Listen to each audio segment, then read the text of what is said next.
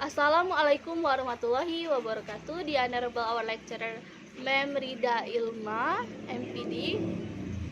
Let us introduce ourselves. My name is Novita Anggreni and my partners' names are Putri Pratama Lestari and Oki Dayansyah. We are from group 2. So today we are going to discuss about perilaku individu di bab 2. Adapun topik-topik yang akan kita bahas meliputi 1. Konsep dasar perilaku individu. 2. Keragaman individu. 3. Keunikan manusia sebagai individu. Yang keempat, karakteristik dan perkembangan individu. Yang kelima, mekanisme pembentukan perilaku menurut behaviorisme. Dan yang terakhir, mekanisme pembentukan perilaku menurut holistik atau humanisme. Here I will explain the first and the second topic. The first topic is about konsep dasar perilaku individu. Menurut Makmun tahun 2003, dia menyatakan bahwa salah satu tugas guru adalah sebagai pengubah perilaku peserta didik atau behavioral changes. Salah satu tugas utama pendidik atau guru adalah berusaha mengembangkan perilaku peserta didik. Pengembangan perilaku individu peserta didik merupakan tujuan utama dari pendidikan. Oleh karena itu, agar perilaku peserta didik dapat berkembang optimal, seorang guru harus dapat memahami proses dan mekanisme terbentuknya perilaku peserta didik. Pemahaman terhadap perilaku individu dapat dilihat dari dua pendekatan yang saling bertolak belakang, yaitu behaviorisme dan holistik atau humanisme. Kedua pendekatan ini memiliki implikasi yang luas terhadap proses pendidikan. Pembahasan tentang kedua pendekatan ini akan dibahas lebih mendalam lagi pada pemaparan partner saya, Putri Pratama Lestari, di bagian E dan F. Dan topik yang kedua itu tentang keragaman individu. Keragaman atau perbedaan merupakan ciri khas manusia. Perbedaan ada karena manusia adalah makhluk individu yang memiliki ciri khas tersendiri. Ditinjau dari sifat-sifat pribadi, perbedaan dapat berupa sikap, watak, kelakuan, temperamen, dan hasrat. Sebagai individu, manusia memiliki pribadi yang unik dan beragam. Manusia merupakan individu yang undivided, tunggal, dan khas. Setiap individu memiliki karakteristik bawaan atau heredity dan karakteristik yang dipengaruhi oleh lingkungan. Selain makhluk individu, manusia juga makhluk sosial yang membentuk kelompok yang terdiri dari manusia yang beragam, seperti dalam hal ras, suku, agama, budaya, ekonomi, status sosial, jenis kelamin, dan daerah tempat tinggal. Okay, the next explanation will be explained by Oki Dayansyah. Assalamualaikum warahmatullahi wabarakatuh. Perkenalkan, nama saya Oki Dayansyah.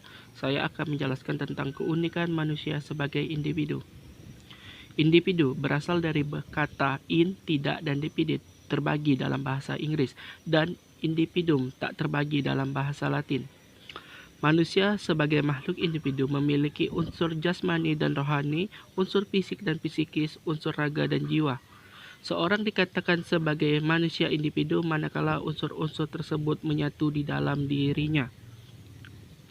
Menurut Aristoteles, di alam ini ada 3 jenis makhluk yang berjiwa yang tarafnya bertingkat-tingkat. Yang pertama, anima vegetativa, yakni roh tumbuh-tumbuhan yang fungsinya hanya sebatas pada makan dan berkembang biak. Kedua, anima sensitiva, yaitu roh hewan yang berfungsi mengindra, menggunakan nafsu atau perasaannya untuk bergerak dan bertindak. Ketiga, anima intellectiva, yaitu roh manusia yang diantaranya fungsinya yang penting adalah berpikir dan berkehendak. Dan setiap manusia memiliki keunikan atau ciri khas tersendiri, tidak ada yang sama persis walaupun kembar. Ciri seorang individu bisa dikenali lewat ciri fisik, sifat, atau karakter. Seorang individu adalah perpaduan antara faktor fenotip dan genotip. Genotip adalah faktor yang dibawa individu sejak lahir dan merupakan faktor keturunan, sedangkan fenotip adalah faktor yang dipengaruhi oleh lingkungan, yaitu lingkungan fisik dan lingkungan sosial. Individu merupakan satu kesatuan jasmani dan rohani yang sangat kompleks dan merupakan keseluruhan yang integral dan memiliki unsur-unsur pembentuknya. Yang pertama adalah unsur chemis, berupa benda mati yang ikut membentuk diri manusia seperti makanan, minuman, dan udara. Yang kedua adalah unsur vegetatif, merupakan kemampuan tumbuh yang ada pada diri manusia sehingga jasmani manusia tumbuh dan berkembang. Ketiga adalah unsur animal, yang berupa insting dan nafsu. Keempat adalah unsur humans, merupakan unsur kemanusiaan seperti dorongan untuk membedakan yang baik dan buruk, salah dan benar, dan kemampuan untuk beradaptasi dengan sekitarnya, serta dorongan ketuhanan atau religius. Selanjutnya, saya akan menjelaskan karakteristik dan perkembangan individu. Setiap individu memiliki ciri dan sifat atau karakteristik bawaan dan karakteristik yang diperoleh dari pengaruh lingkungan. Karakteristik bawaan merupakan karakteristik keturunan yang dimiliki sejak lahir, baik yang menyangkut faktor biologis maupun faktor sosial psikologis. Natur dan nurtur merupakan istilah yang biasa digunakan untuk menjelaskan karakteristik individu dalam hal fisik, mental, dan emosional pada setiap tingkat perkembangan. Karakteristik yang berkaitan dengan perkembangan faktor biologis cenderung lebih bersifat tetap, sedangkan karakteristik yang berkaitan dengan sosial psikologis lebih banyak dipengaruhi oleh faktor lingkungan. Dan hal inilah yang akhirnya membentuk karakteristik yang berbeda setiap individu. Perbedaan karakteristik setiap individu dipengaruhi oleh dua faktor, yaitu faktor bawaan, heredity, dan faktor lingkungan. Faktor bawaan merupakan faktor biologis yang diturunkan melalui pewarisan genetik oleh orang tua. Pewarisan genetik ini dimulai saat terjadinya pembuahan. Zimbardo dan Gerich 1999 menyatakan bahwa pernyatuan antara sebuah sel sperma dan sel telur hanya menghasilkan satu di antara miliaran kemungkinan kombinasi gen. Sedangkan faktor lingkungan adalah faktor yang mengakibatkan perbedaan individu yang berasal dari luar diri individu. Faktor lingkungan berasal dari beberapa hal, yaitu pertama, status sosial ekonomi orang tua. Status sosial ekonomi orang tua meliputi tingkat pendidikan orang tua, pekerjaan orang tua, dan penghasilan orang tua. Dalam hal ini, status sosial ekonomi orang tua berbeda satu dengan lainnya. Perbedaan pada status sosial ini membawa implikasi pada pola asuh, pemberian asupan gizi, perbedaan aspirasi orang tua terhadap pendidikan anak, aspirasi anak terhadap pendidikan, fasilitas yang diberikan pada anak, dan waktu yang disediakan untuk mendidik anak. Namun perlu diingat bahwa tingkat pendidikan orang tua tidak mutlak dapat mempengaruhi sikap orang tua terhadap pendidikan anak dan tingkat aspirasinya terhadap pendidikan anak. Kedua adalah pola asuh orang tua. Pola asuh orang tua terbagi menjadi tiga, yaitu pola asuh otoriter. Pola asuh otoriter adalah pola asuh yang menekankan pada pengawasan orang tua kepada anak untuk mendapatkan ketaatan atau kepatuhan. Orang tua bersikap tegas, suka menghukum, dan cenderung mengekang anak. Kedua adalah pola asuh permisif. Pola asuh permisif adalah pola asuh ketika orang tua memberi kebebasan sebanyak mungkin kepada anak untuk mengatur dirinya. Dalam hal ini, anak tidak dituntut untuk bertanggung jawab dan tidak banyak dikontrol oleh orang tua. Yang ketiga adalah pola asuh otoritatif. Pola asuh otoritatif adalah pola asuh ketika orang tua memberikan hak dan kewajiban yang sama dalam arti saling melengkapi. Artinya, anak dilatih untuk bertanggung jawab dan menentukan perilakunya sendiri agar dapat berdisiplin. Ketiga adalah budaya. Budaya merupakan pikiran, akal budi, dan hasil karya manusia, atau dapat pula diartikan sebagai adat istiadat.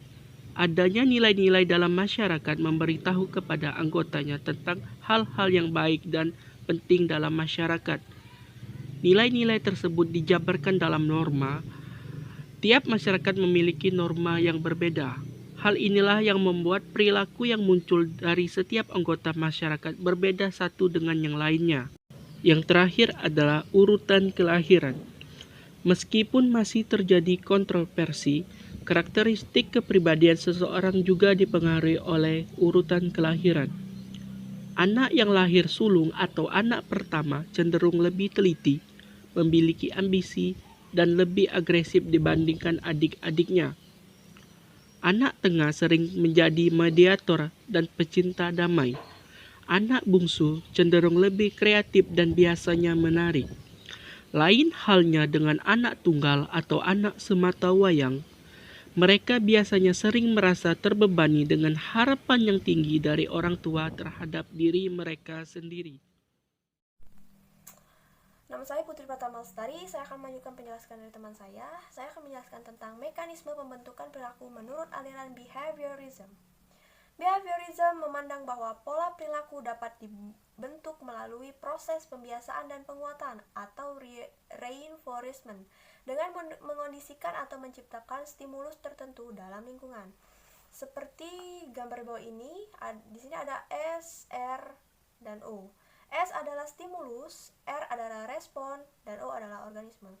Di sini stimulus atau rangsangan menghasilkan respon atau stimulus atau rangsangan ini diberikan kepada organisme atau manusia, lalu organisme tersebut menghasilkan sebuah respons. Karena stimulus datang dari lingkungan atau bisa disebut W atau world, dan R juga ditunjukkan kepadanya, maka mekanisme terjadi dan berlangsungnya dapat digambarkan sebagai berikut. W, S, O, R, lalu W world, dari dunia, dari world. World memberikan stimulus atau rangsangan kepada organisme, O, atau manusia. Dan manusia ini memberikan respons. Respon ini diberikan manusia itu kepada world juga, dunia juga, pada lingkungan sekitarnya. Lingkungan W sama dengan world di sini dapat dibagi menjadi dua, yaitu objektif dan efektif.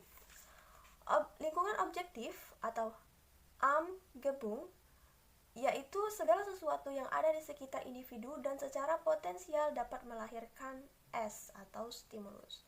Lingkungan efektif atau Wealth adalah segala sesuatu yang aktual merangsang organisme karena sesuai dengan pribadinya sehingga menimbulkan kesadaran tertentu pada diri organisme dan meresponnya.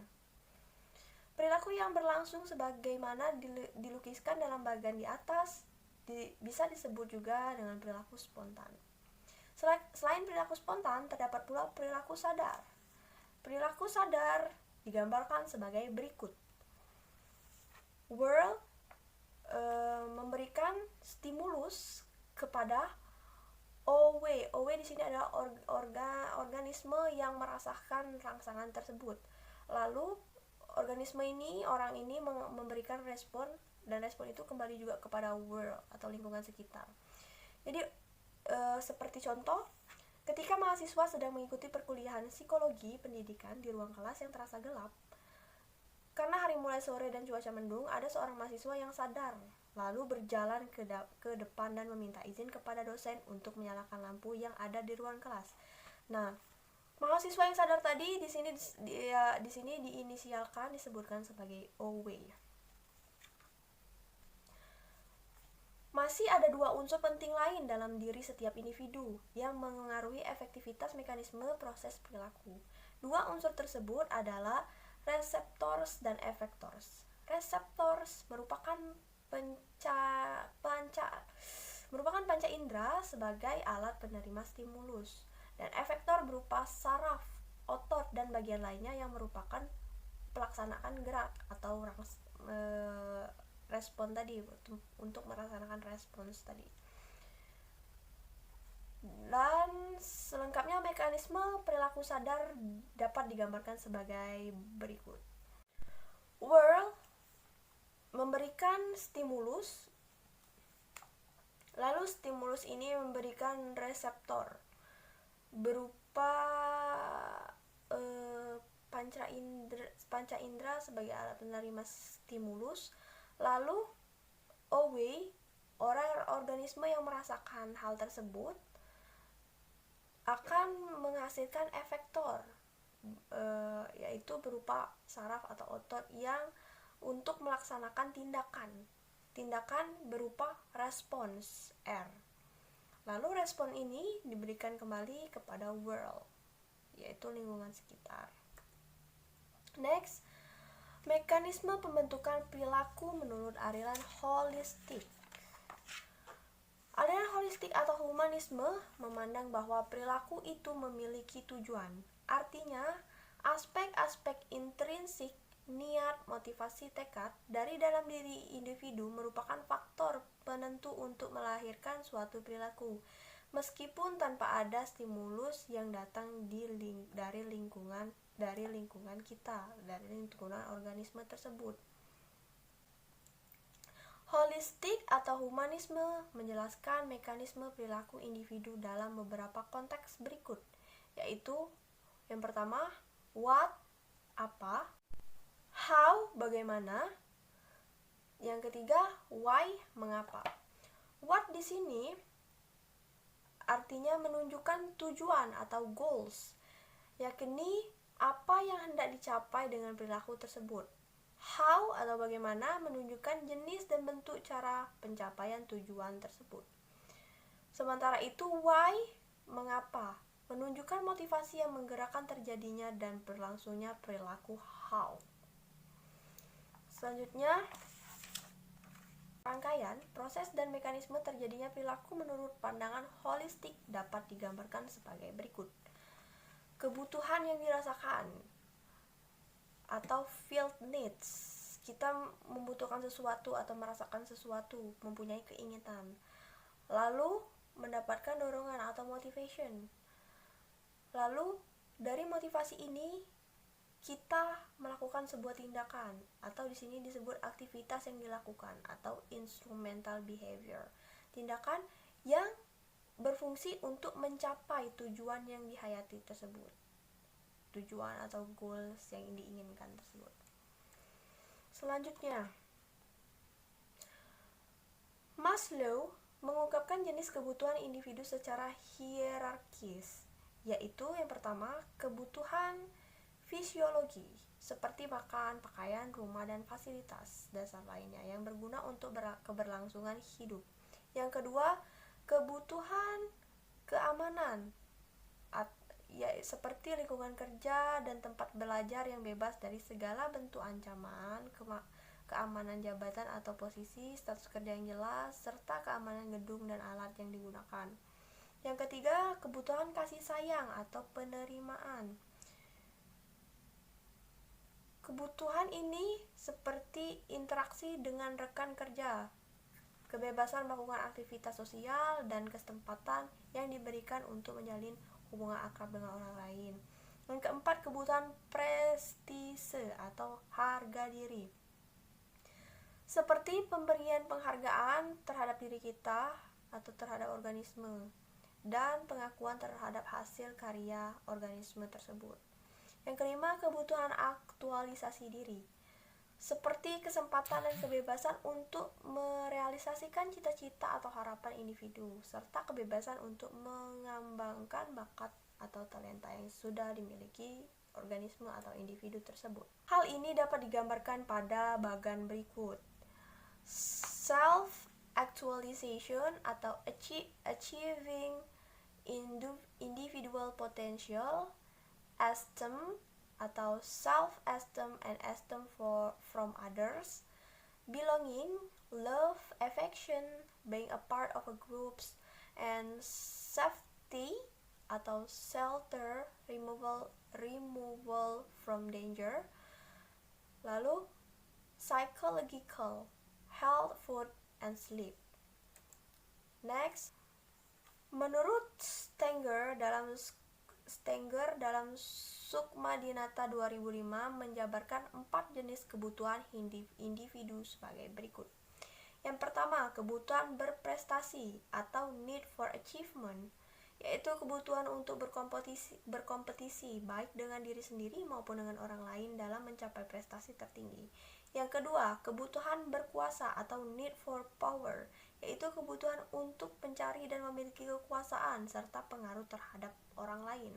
Yang ketiga, kebutuhan untuk membentuk ikatan atau need for affiliation, yaitu kebutuhan untuk mengikat diri dalam kelompok, membentuk keluarga, organisasi, atau persahabatan.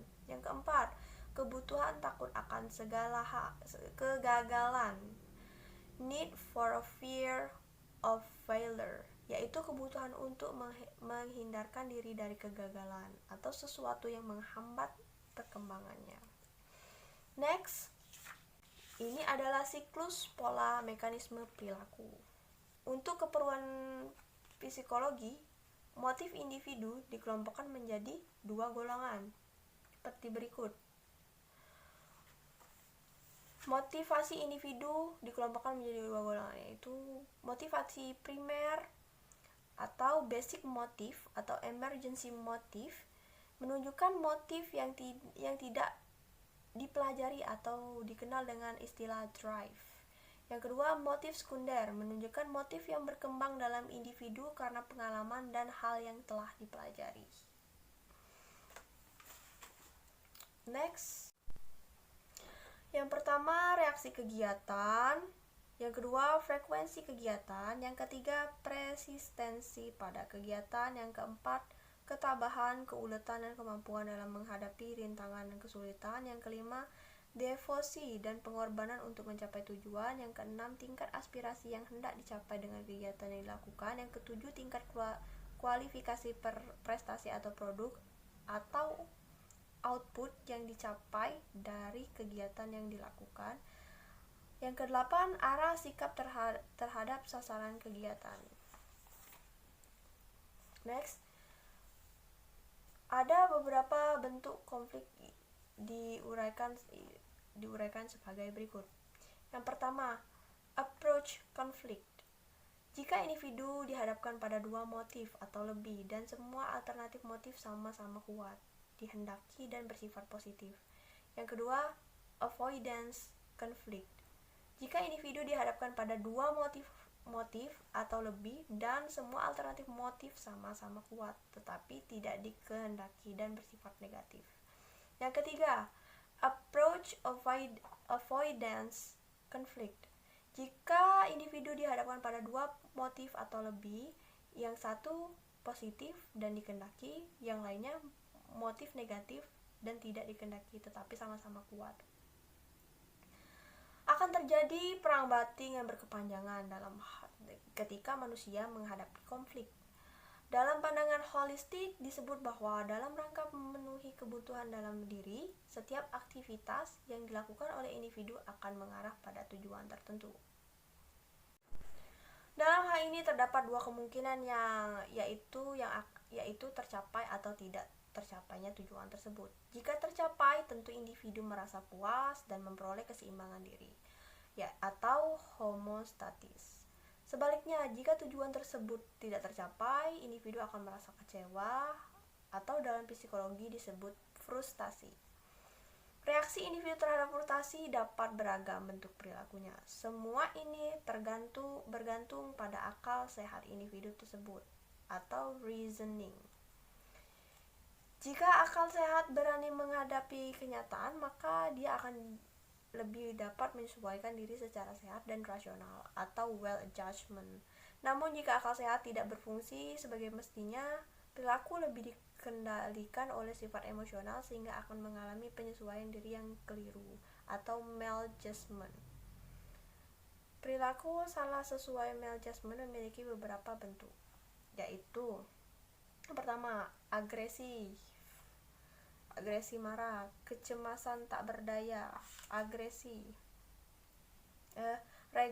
maksud saya. Yang keempat, fiksasi.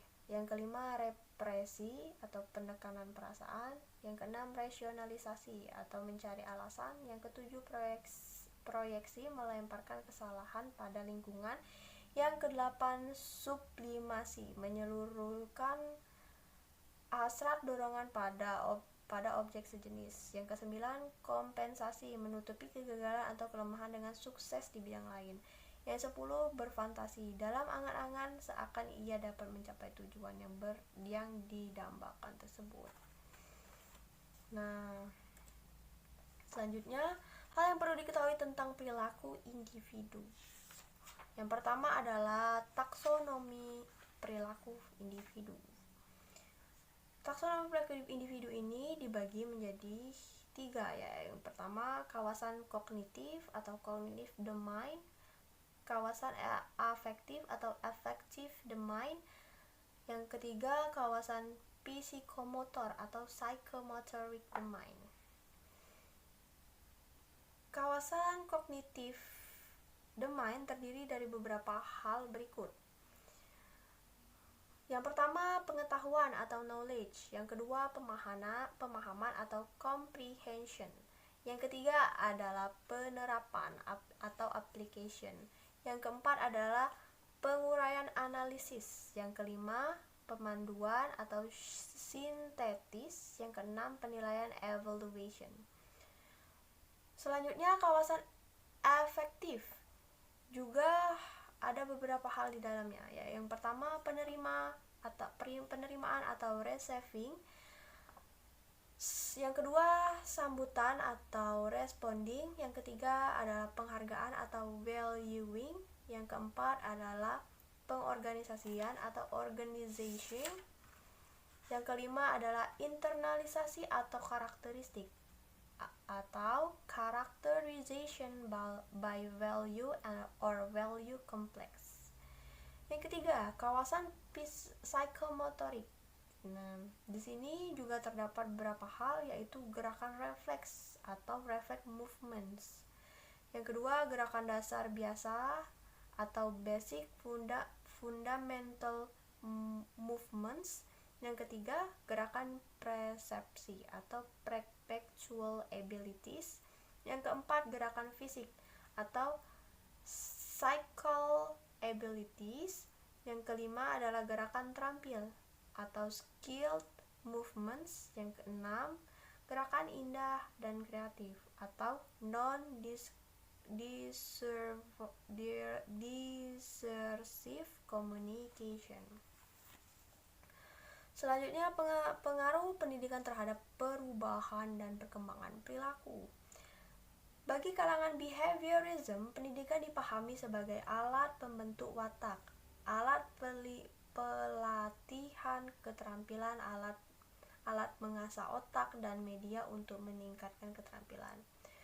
Humanisme lebih meyakini bahwa pendidikan sebagai suatu media atau wahana untuk menanamkan nilai-nilai moral dan ajaran keagamaan atau sebagai wahana untuk memanusiakan manusia serta wahana untuk pembebasan manusia. Dalam konteks pandangan behaviorism, pada hakikatnya pendidikan merupakan usaha penciptaan seperangkat stimulus atau conditioning yang diharapkan dapat menghasilkan pola-pola berikut atau seperangkat respons tertentu yang dimanifestasikan dalam bentuk perubahan dan perkembangan perilaku baik dari aspek kognitif, afektif maupun psikomotor. Seberapa besar tingkat atau derajat perubahan dan perkembangan perilaku yang dicapai melalui usaha-usaha conditioning dikenal dengan istilah prestasi belajar atau hasil belajar, atau dalam bahasa Inggris achievement. Perubahan dan perkembangan perilaku akan sangat bergantung pada faktor stimulus atau conditioning. Secara skematik, pengaruh fungsional pendidikan terhadap perubahan dan perkembangan perilaku dapat dijelaskan sebagai berikut.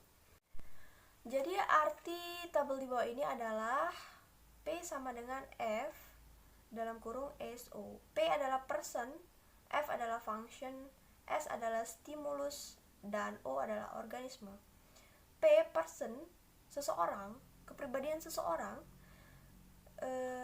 tergantung pada atau sama dengan fungsi dari stimulus kepada organismenya.